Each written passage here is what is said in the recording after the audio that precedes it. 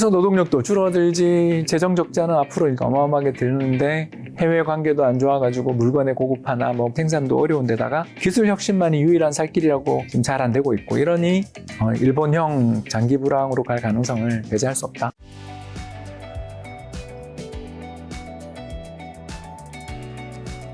박사님 이번에 이제 홍춘익 최소한의 경제 도피 요 책도 이제 또 신간이죠? 그렇습니다. 출간하셨는데 요 책은 어떤 거죠?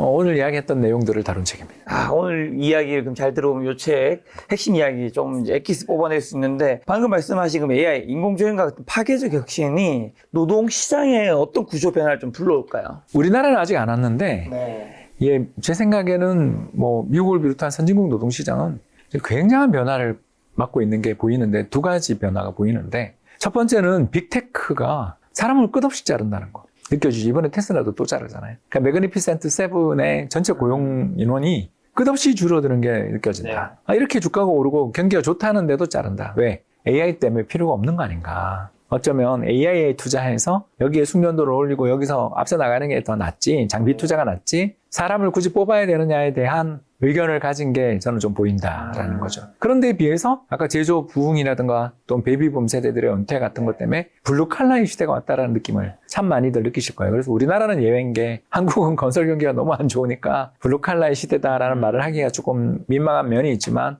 유럽이나 미국 모두 최근 일자리들 그 공급이나 수급 측면에서 보면 블루 칼라 쪽에서 수급이 굉장히 좋아지는 그런 모습을 보이고 실제로 그 산업별로도 이렇게 살펴보면 정보통신 산업의 일자리 임금은 거의 제자리로 인데 제조업이나 건설업이나 다른 쪽 부문에서 임금은 오르는 이런 일들이 벌어지는 걸 확인할 수가 있어요. 결국 지금 파괴적 혁신이 벌어지는 가운데 아직까지는 우리가 단언할 수는 없어요. 미래의 일자리는 어디가 풍부해지고 어디가 줄어드는지를 지금 최근에 챗GPT 생긴 뭐 시장을 흔든 지 2년밖에 안 됐기 때문에 아직 모든 걸 판단할 수는 없지만 제일 흐름이 빠르고 똑똑하다고 생각되는 거대한 정보를 가지고 있는 빅테크들이 일단 사람 자르고 엔지니어들 특히 IT 개발자들 자르고 있는 걸 보면 시장이 예전 IT 혁명 때와는 다른 AI 혁명에는 뭔가 다른 변화가 있겠구나 이런 건 느껴지죠. 그래서 뭐 얼마 전 이코노미스트지에서 나왔던 것처럼 그 블루칼라의 전성시대가 열렸다라는 그런 칼럼의 기사들 뭐 책에도 역시 다 실었는데요. 그런 내용들에 대해서 굉장히 우리가 주목해서 볼 필요가 있지 않나. 세계적으로 중국마저 이제 저출산 때문에 노동력들이 계속 줄어드는 세상으로 가고 있는 판인데 중국마저 이렇다면 세계적으로 지금 노동력이 풍부한 데는 아프리카와 인도밖에 없다라면 그 노동력들이 선진국 들어오는 숫자는 너무 저개발 국가는 이민을 가기가 힘들어요. 네트워크가 없기 때문에. 이런 부분을 우리가 감안해 보면 세계적인 노동력 부족의 사회, 특히 육체 노동자들의 부족 사회가 출현하면서 이제 그동안 일방적으로 진행됐던 지식 노동자들의 임금 상승과 대비되는 육체 노동자들의 어려움들이 이제 역전될 그런 세상이 출현할 수도 있는 그런 과정에서 이제 불평등이 또 완화되는 세상이 올 수도 있겠다는 생각도 들고 여러 가지 이제 좀 복잡한 심정이 많이 들죠. 아이들 어떻게 키워야 되나? 그러면 중국 경제 성장이 낮아진 이유에 베이비붐 세대 은퇴랑 뭐 방금 말씀하신 저출산에 관련도 있는 건가요? 그렇죠. 중국 경제가 이제 지금 삼재가 터진 상황이에요. 삼재. 이제 세 가지 악재가 터졌는데 네. 순환적인 부분도 있지만 구조적 악재가 지금 세 가지가 터져 있으니까 이제 이게 진짜 참 걱정인데 이제 첫 번째 악재는 우리가 지난 시간에 이야기한 것처럼 전랑 외교하다 이제 수많은 선진국들 주변 국가와 굉장한 마찰을 빚으면서 그 미국뿐만 아니라 유럽에 있는 대부분의 국가가 중국 싫어요라고 답하는 비율이 한 70% 돼요. 그래서 주요국 중에서 중국 좋아요 답변이 더 우세한 나라가 싱가포르밖에 없나?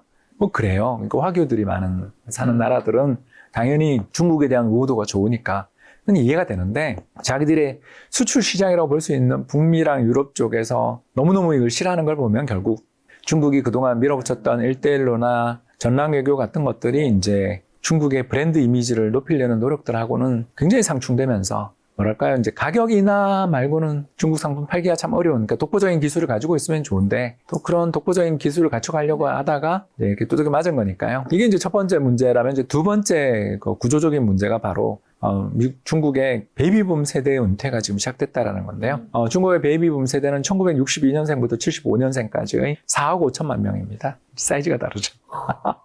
중국 인구가 뭐 12억 그러는데 13억인가요? 그 정도 인구의 거의 한 3분의 1이 넘습니다. 이 어마어마한 인구가 이제 가난한 채로 은퇴한다라는 거죠. 왜 그러냐면 이제 이 사람들이 운이 없었던 세대인데 태어날 때 또 일단 못 먹었고요. 왜냐하면 대약진 운동 4천만 원 굶어 죽은 직후에 태어난 세대.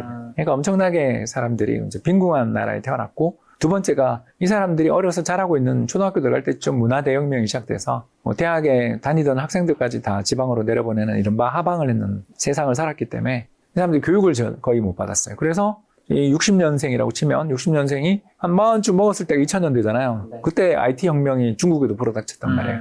근데 그런데 영어도 좀 하고 뭔가 뭐 컴퓨터를 다룰 수 있는 뭐가 있어야 이런 걸 쫓아갈 텐데 못 쫓아가는 거죠. 그래서 중국이 아주 그 상위 0.01% 정도 되는 북경에 있는 좋은 연구소나 뭐 이런 연구소에 계신 분들은 세계 최고의 논문을 쓴다고 인정받지만 사회 자체에 특히 농촌 지역에서 태어나신 이 60년대생들은 교육받은 것도 없고 돈도 잘 못 모은 상태에서 40 넘어 50 넘어 사람 막노동, 육체 노동 말고는 일자리를 찾기 어려운. 왜냐하면 IT로 중국 경제가 급격히 넘어갈 때 이런 것들을 잘 못 따라가고 해외에서 온 매뉴얼도 읽어야 되고 컴퓨터도 좀 해야 되고 수학 문제까지는 아니어도 코딩, 간단한 코딩 하면 얼마나 좋은 일자리가 많이 생기던 시절에 이 사람들은 일을 그런 쪽으로 더 자신의 임금을 업그레이드할 기회들을 놓친 사람이 지금 4억 명이 살아있는 거죠. 근데 비해서 중국의 국민연금에 해당되는 이제 양로기금이라고 있는데 그게 그 9억 명 정도가 가입돼 있는데 1인당 돌아가는 돈을 이렇게 한번 저희가 계산해 봤더니 얼마 안 되더라고요. 그래서 100만 원 돈 정도. 적립금액이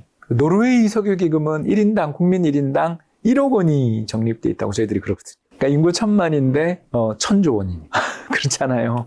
그런데 이제 여기는 적립돼 있는 돈을 그때 데이터를 보는데 우리 국민연금보다 적은. 그러니까 인구가 20배인데 네. 인구 20배인데 그 정도면 정말 곤란하잖아요. 우리나라는 예를 들어서 이제 2천만 명 있는데 1000조다. 우리가 지금 국민연금 1000조니까. 그러면 500만 원이든 뭐 이렇게 계산이 대충 나오잖아요. 그러니까 그거에 또 훨씬 못 미치는 돈을 여기서 적립을 하고 있더라는 네. 거죠. 그러니 이 노인들이 은퇴를 하고 부양해줘야 되는 세대들의 부담이 우리보다 훨씬 큰 거죠. 우리는 베이비붐 세대가 은퇴한 건 지금 벌써 다 은퇴를 하고 있지만 이 사람들은 부유하고 58년기 때가 제일 부유하잖아요. 거기다가 그 뒤에 1인당 국민소득이 3만 5천 불, 구매력 기준 5만 5천 불 되는 부자 나라니까 아무튼 정부가 세금 거두면 거치잖아요.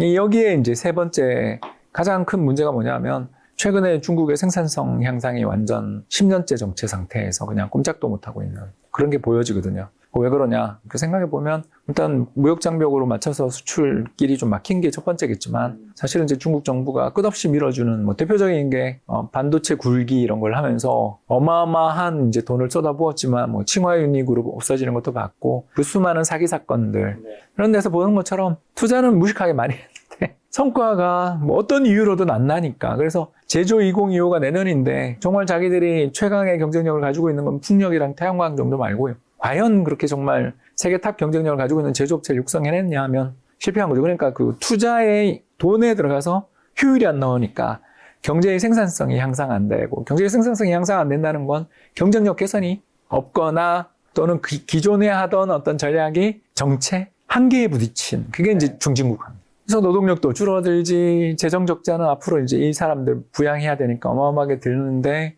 해외 관계도 안 좋아가지고 물건의 고급화나 뭐 부가가치 제품 생산도 어려운 데다가 기술 혁신만이 유일한 살 길이라고 제조 2025 했는데 그것도 뭐 지금 잘 안 되고 있고 이러니 경제가 삼재가 다 터져 있는 상황인데 부동산이 2021년 펑 터져가지고 3년째 지금 빠지잖아요. 그러니까 그 경제가 위태위태하던 상황에서 부동산이 폭락하는 순간 이제 지금까지 이야기했던 이 잠재적 악재가 전부 현실의 악재로 전이되며 디플레가 심화되는 중이라고 볼 수 있죠.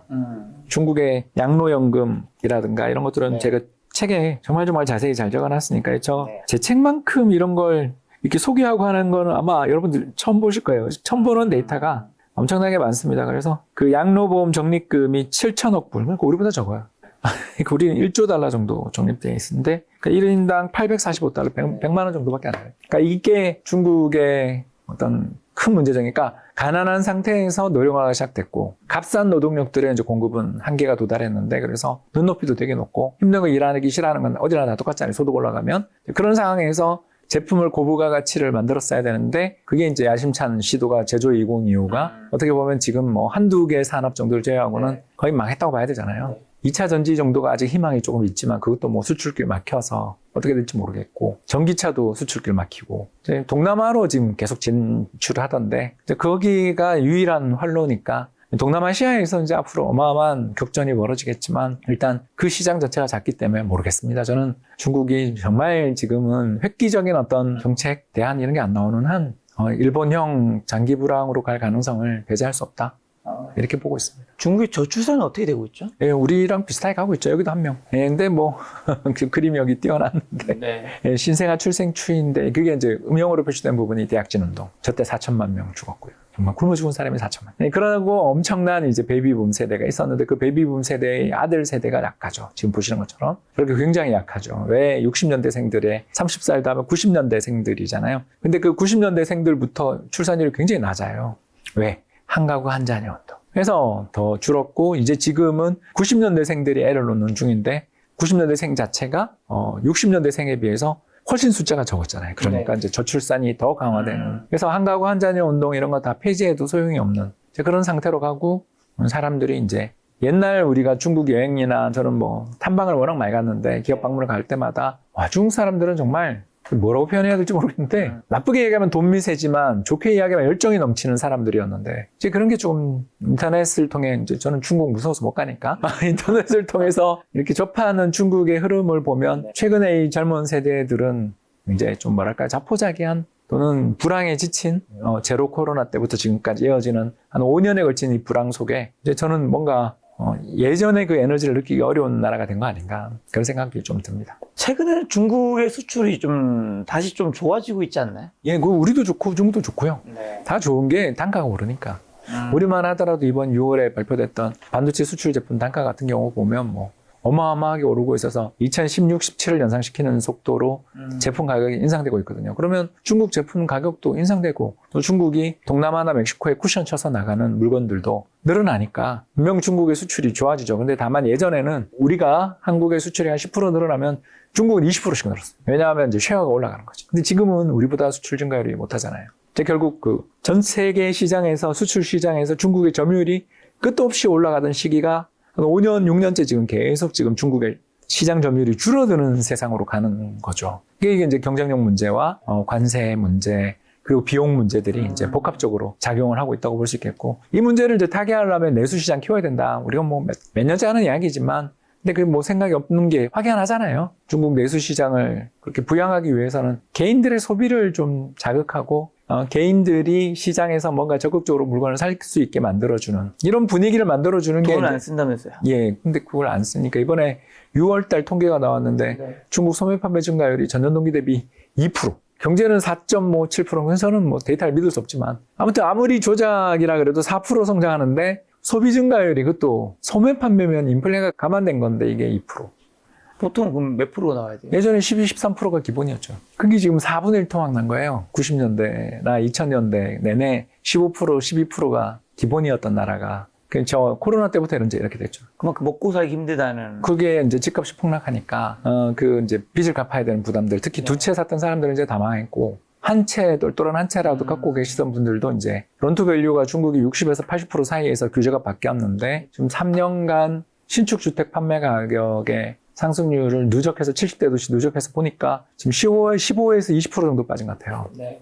그러면 이자 부담까지 생각하면 이제 2022년이나 2021년에는 집 산 사람은 다 망했고, 그렇죠? 그리고 20년에 이제 집 산 사람들까지 그 빈티지, 2020년 빈티지도 이제 곧 망하겠고, 그 다음 19년 빈티지 이런 식으로 지금 계속 이제 한 해 이제 멸망의 수레바퀴, 파산의 수레바퀴가 구르고 있는 중이니까 이걸 해결해 줘야 되는데 일단 이번 6월 달 중국 주택가격 상승률 통계도 월간 기준으로 해서 마이너스 1% 정도 또 하락을 했으니까 이게 5월에 대규모 주택경기 부양 정책이 나왔는데도 6월에 이렇게 빠졌으니 지금 뭐 중국은 이제 정말 아까도 이야기했습니다만 획기적인 정책, 내수를 개방하고 금융시장을 개방하고 그리고 소비자들에 대해서 감세도 하고 아베노믹스죠. 그리고 위안화도 평가 절하하고 그리고 미국한테 가서 저희 미국 상품 저희가 관세 다 폐지하고 뭐든 다 수출할 수 있게 해주고 우리나라 기업들하고 똑같은 대우 해줄 테니까 살려주십시오 이런 걸 해야 되는 상황인데 시진핑 주석이 자기 체면 깎인다 싶은 국제회의는 안 가고 맨날 이강 총리 보내고 있잖아요.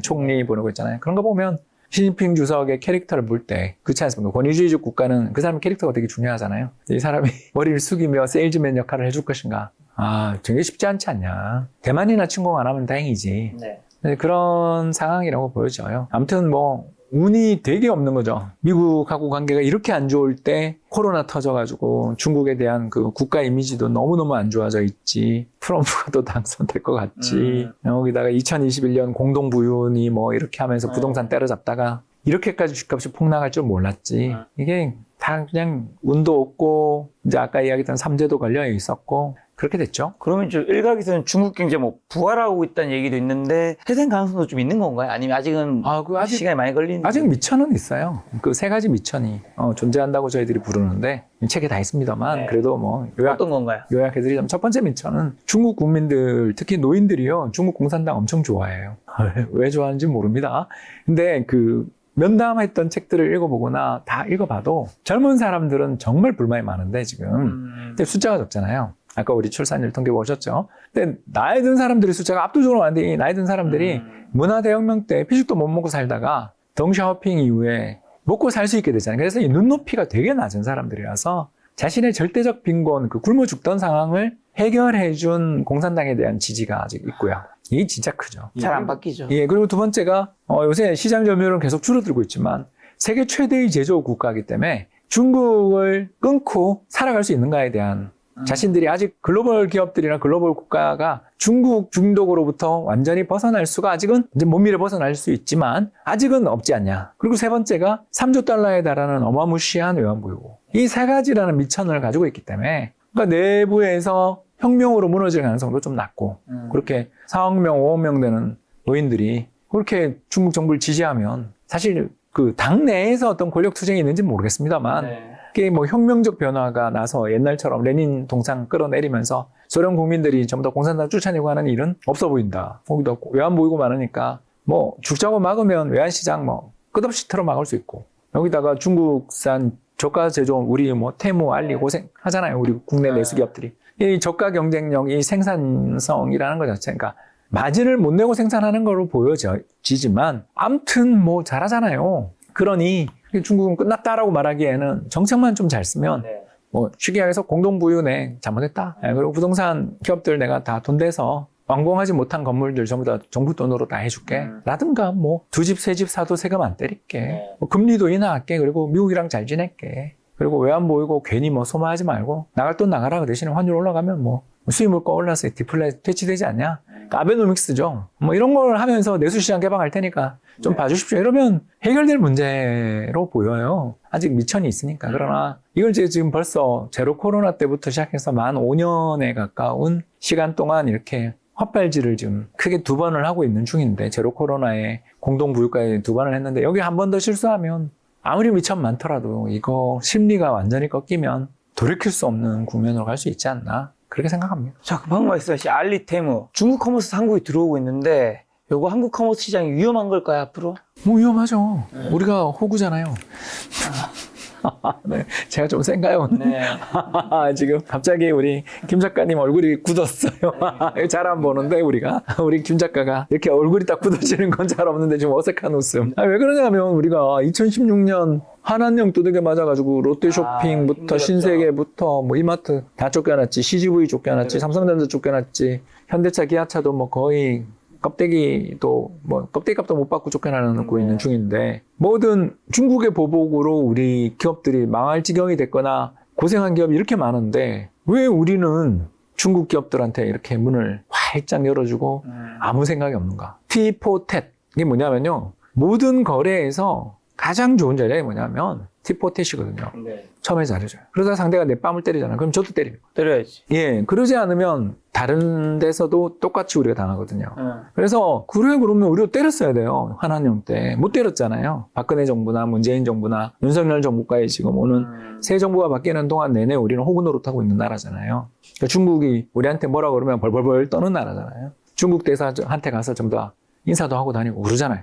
왜 이럴까 우리는? 그러니까 자신감이 없는 거죠 나라가. 그리고 맞았으면 보복을 해야 되는데 보복도 못하고. 아니 또 뭐 중국이 강대국이기도 하니까. 근데 우리 입장에서 솔직하게 이야기하자는 거죠. 여기서 중국한테 맞아봐야 우리가 뭐가 더 나빠질 게 있는데요. 중국과의 관계가. 반도체? 우리가 중국에 수출 안 하면 중국 망해요. 그렇지 않나요? 지금 왜 우리 SK하이닉스 주가가 그렇게 많이 빠지는데. 중국의 이런 저가 반도체도 이제는 수출하지 마 이럴까 봐 지금 벌벌 떠는 거 아니에요 시장이? 고가만 팔아서는 살 수 없잖아요. 중국에 있는 공장들은 어떡하고. 랜드플래시, 인텔이 팔았던 공장, SK하이닉스가 중국 공장 샀잖아요. 삼성전자도 시안에 공장이 얼마나 크게 있는데. 거기서 파는 물건들도 못 팔게, 예를 들어서 중국에서 생산된 것도 중국에 못 팔게 하면 큰일 나잖아요. 그러면 우리 기업들 주가 빠지는 정도지만 우리는 솔직히. 근데 중국은 망하잖아요. IoT 세상에 와가지고 모든 사물, 가전제품에 전부 반도체 들어가서 인공지능 집어넣고 해서 먹고 사는 세상에 왔는데 한국산 반도체 없으면, 저가 반도체가 없으면 중국에서 그 수많은 전자제품 생산이 불가능하잖아요. 왜 우리가 두들겨 맞는 것만 생각해요? 한국이 대중 반도체 수출 금지령 때리는 순간 삼성전자 주가에 한가 맞고 끝나겠지만 중국은 나라가 망해요. 아니 아까도 이야기했지만 수출로 제조업으로 먹고 사는 나라가 반도체 수급이 안 되는데 무슨 수로 다른 나라에 수출할 수 있어요? 수많은 면에서 우리가 중국에 대해서 보복할 수 있는 게 너무나 많은 나라예요. 근데 왜 안 하냐? 쫄아서 그런 거죠. 이런 나라예요. 그러니 알리, 테무의 공습에 우리나라 이커머스들 이대로 가면 망하는 수밖에 없죠. 왜냐하면 저기는 어마어마한 공급 과잉이, 수출길은 막혔는데 정부가 제조업에 대해서 대출은 끝없이 해주잖아요. 보조금 주고. 그럼 당할 수가 있어요? 이거를 오픈을 계속 해주고 여기 걸 계속 받아주겠다라면 그거는 이제 우리 내수에 있는 기업들을 포기한다는 뜻이니까 내수 기업은 사면 안 되죠. 주식은. 적어도 주식 투자자 입장에서는 우리나라 정부가 이런 태도를 취하는 한 우리나라 내수 유통기업들은 일단 희망이 없다고 봐야죠.